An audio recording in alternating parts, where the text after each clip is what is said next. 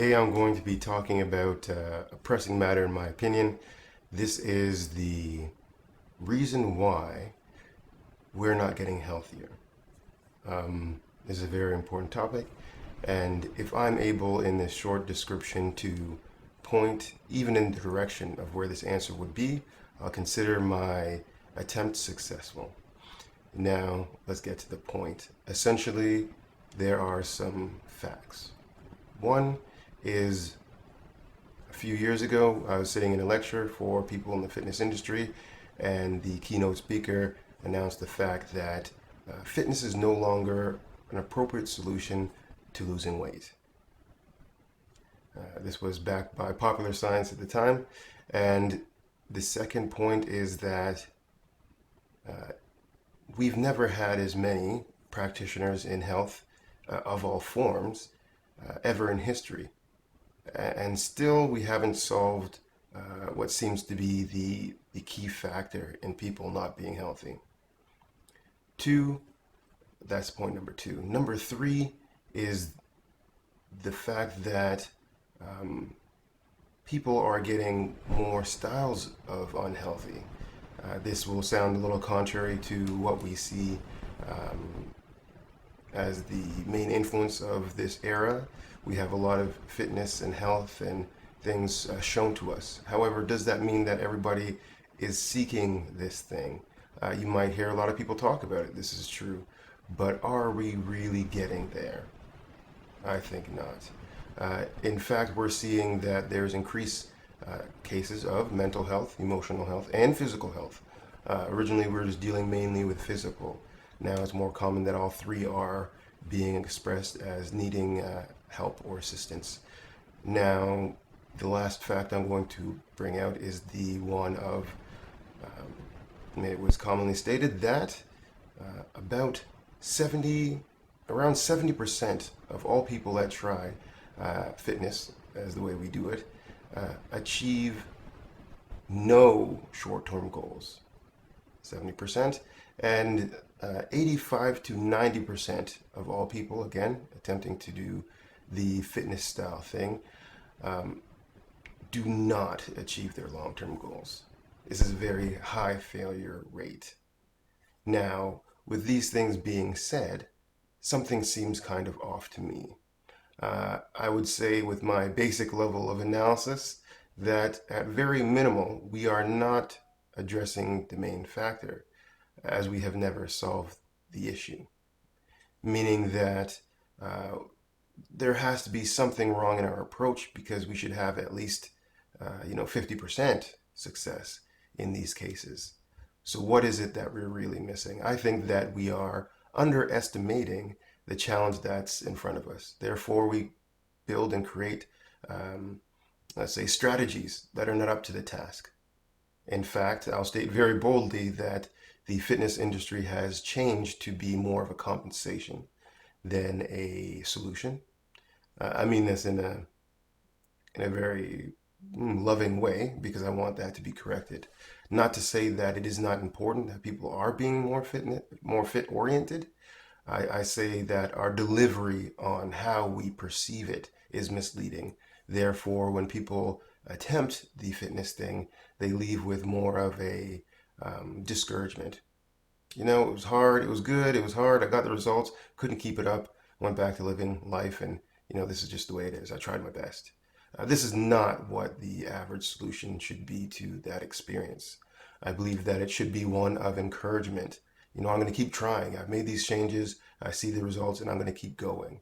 I think that the mindset that has been promoted behind this is very misleading in this sense. We use essentially fitness and health style things more as a habit. This is a new thing I'm going to try out and see how it goes.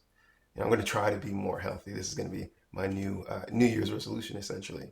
However, we fail to see the fact that we are talking about lifestyle changes or corrections. This is a lot larger, meaning that we're correcting the lifestyle that led us to be unhealthy. In fact, to put it more correctly, we'd say restoring, because this is more accurate to what's happening. So if we're going to the gym or we're going to yoga to restore something, we must have to put the individual that's coming as the main, let's say, practitioner in the whole process, right? Uh, Meaning that if we have somebody that's saying that this person's going to fix me to the practitioner, we have lost at the very beginning.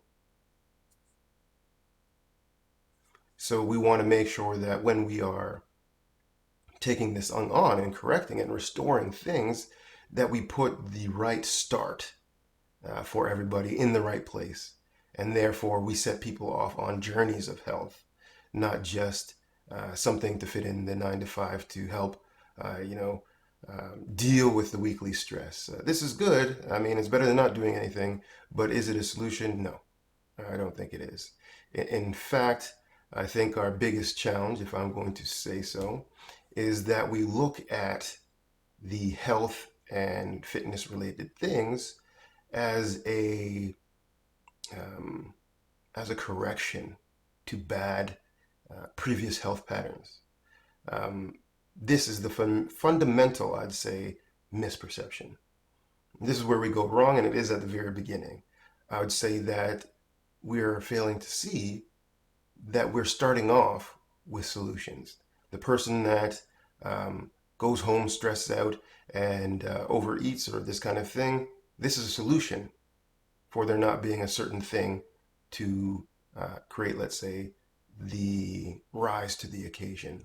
The person that is high stress levels, again, this is a solution. The body's trying to fix it. The body will not do things that harm itself. It will cooperate with you for as long as it can, and then it shows that it's not a fan of what's happening.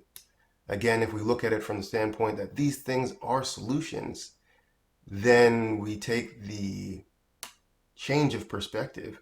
There's nothing wrong with you, actually.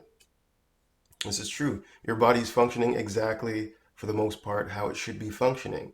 What is it that it is not getting? So it's showing this expression. I think this is a lot more clear way to see things. And in that way, you can see that the relationship between the solution that we already have and the person finding that solution is a lot more constructive, right? If my body is just showing me something, then I just have to listen, see what that is, find out what that restorative element is, and then put that into how I pursue my health. In fact, there's a lot of research now going into emotional health. This is very good. And for more or less, the greatest conclusion I can come from that standpoint is the fact that when humans are creative, they're using more both sides of their brain. Mm-hmm. This is great. I mean, we want to be using both sides of the brains because we have both sides to use. But this echoes another question, being that how are we being creative today? How many creative things do we have happening? How many people feel creative? How many people are creative at work? You see, creativity is not for a fine minority of people, it is for everybody. And if you are not expressing some kind of creative movement, way of thought, or way of feeling, expression in that sense, then we would say we are in dishealth. Mm-hmm. I'd say these are three strong markers of there not being an adequate, let's say, nutrition that creates growth in the individual. Therefore, we start to see these maladaptations, which we'd call stress factors. Are we really stressed, or is this the fact we're not hearing the body that causes it to express itself in some kind of injury, some kind of frustration, or some kind of lacking of feeling or reception of feeling? This is more the case, I would say. And quite strongly, the solution, in my opinion, has to do more with making the right statement about what we're doing when we're going for health, about how the lifestyle is the largest contributor to health itself.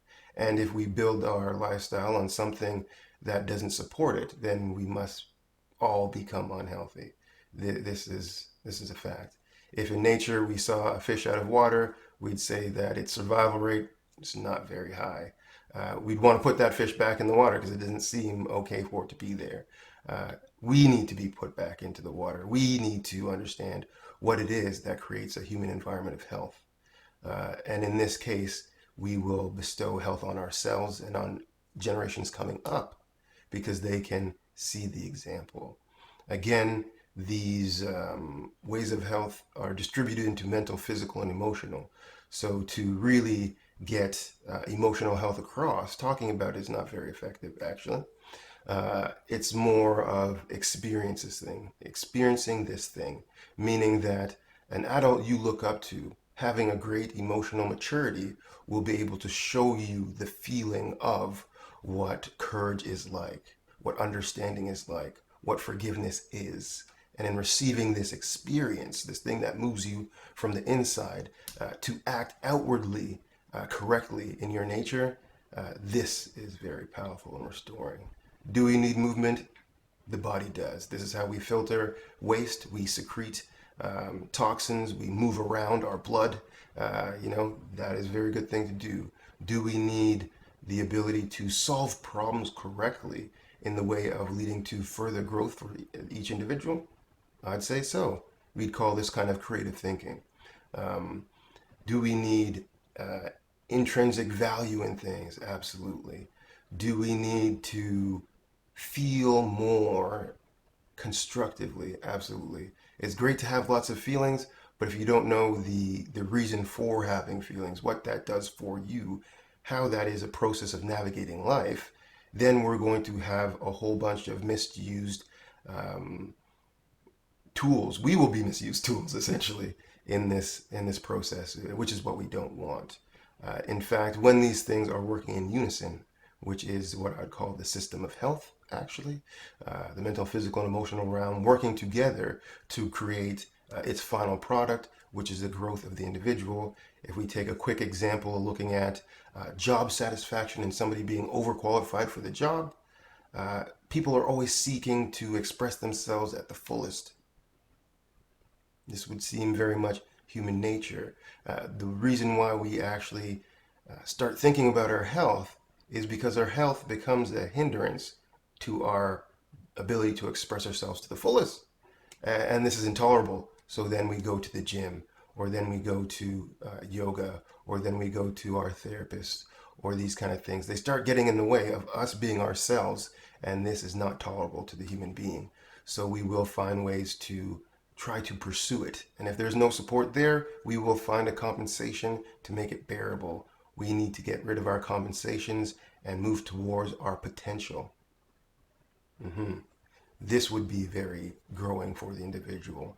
So this is my short summary of what I think will help correct our pursuit of health. In fact, the challenges that we're seeing when it comes to health. And we have to really, really take into consideration that the problem that we're trying to fix is a generational thing. This misperception with health is something that's been passed down over the years and accumulated, and now is having its greatest expression in the way that we solve things. Millennials, we'd call them, they are solutions to the problems of the previous people that came before them. They're the end result. So they're trying to solve things by being an expression of the thing that probably most people that came before didn't even have the ability to do. Express emotions? Absolutely. Look for job satisfaction in a way where it's intolerable if it's not met? Is it a larger expression? Is it in balance? Maybe, maybe not. It's not up for us to say, but it is to say that we should be able to see the correction in their actions and be able to respond appropriately.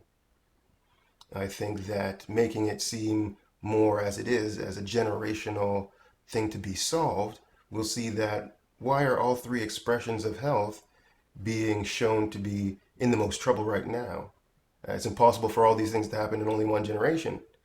You see, so we've swept it under the, let's say, historical rug for so long that it must find its expression now. And in fact, we will have to find this solution. Self-care, in my opinion, is one powerful agent for that solution. But on top of that, we need to get more wise about the way that we do this, because in time we might lose the ability to solve these problems, essentially, because we'll lose a lot of the moral goodness of history, let's say. Anyway, not going to go on any longer than that.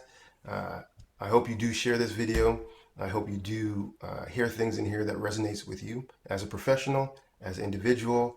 If this is a part of your story, please let me know. If you have any suggestions on how we can solve this issue, I'll be happy to be one of the people that contribute to that solution. In fact, I think that we should all sit at the table where this health discussion should begin, at the very beginning, at the moral start of it all, and I'll be happy to be a part of that initiative. Thank you very much, and have a great day.